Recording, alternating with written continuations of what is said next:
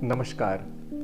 एक चीज़ और हमने देखी है कि सब लोग यूरिया और क्रेटिनिन देखते हैं और यूरिया क्रेटिनिन देख के वो घबरा जाते हैं कि हमारा क्रेटिनिन इतना है। तो मैं ये कहना चाहता हूँ कि क्रेटिनिन एक मार्कर है, पर किडनी का काम सिर्फ यूरिया और क्रेटिनिन को निकालना ही नहीं होता है। ऐसे कई टॉक्सिन्स होते हैं, हजारों हो सकते हैं, जो हमारी बॉडी में इकट्ठे होते हैं, जिनको हम नापते भी नहीं हैं।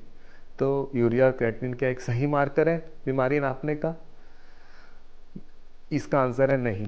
यूरिया और क्रेटिनिन अकेले में सक्षम नहीं है। इसका यूज़ हम लोग करते हैं जीएफआर नापने के लिए, और जो जीएफआर होता है वो हमें किडनी कितना फंक्शन कर रही है वो बताती है। इसका मतलब होता है ग्लोमेरुलर फिल्ट्रेशन रेट। तो जो जीएफआर होता है नॉर्मल 120 ml पर मिनट होता है। तो जीएफआर जो हम नापते हैं ये डिपेंड करता है हम मेल हैं, फीमेल हैं, लिंग क्या है और उम्र क्या है, हम अफ्रीकन, अमेरिकन या एशियन किस रेस के हैं, इन सब पे भी डिपेंड करता है। तो शुरू में जो आया था वो आया था कॉकरॉफ्ट गोल्ड फार्मूला, जिसमें मेनली मसल मास को लिया गया था, यानी वजन को नापते थे। फिर एमडीआरडी फार्मूला आया, वो उससे ज़्यादा एक्यूरेट था।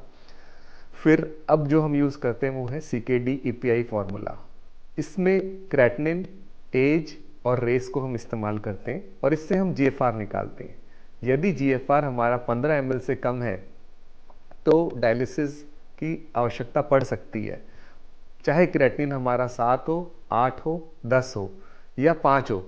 अगर हमारा क्रेटिनिन कितना भी हो और जीएफआर अगर हमारा 15 से ज़्यादा है तो अक्सर ये लोग फिट रहते हैं और ये दवाइयों से इन्हें कंट्रोल किया जा सकता है। और अगर हमारा क्रेटिनिन 4 भी हो और जीएफआर अगर हमारा 15 से कम हो रहा है तो हमें डायलिसिस की आवश्यकता पड़ सकती है, क्योंकि 15 से नीचे होने पे वजन का गिरना और शरीर का ख़त्म होना शुरू हो जाता है। तो ऐसे मरीजों को हमें डायलिसिस की ज़रूरत पड़ जाती है। जीएफआर को नापने के लिए कोई अलग से टेस्ट नहीं होता है, इसे हम सिर्फ क्रेटिनिन से नाप सकते हैं।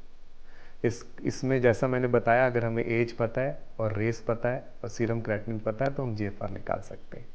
और इलाज किडनी का डॉक्टर हमेशा जीएफआर के हिसाब से करता है, क्रेटिनिन के हिसाब से नहीं। तो अब आपके मन में ये सवाल आ रहा होगा कि कितना क्रेटिनिन होना चाहिए कि डायलिसिस शुरू हो जाए।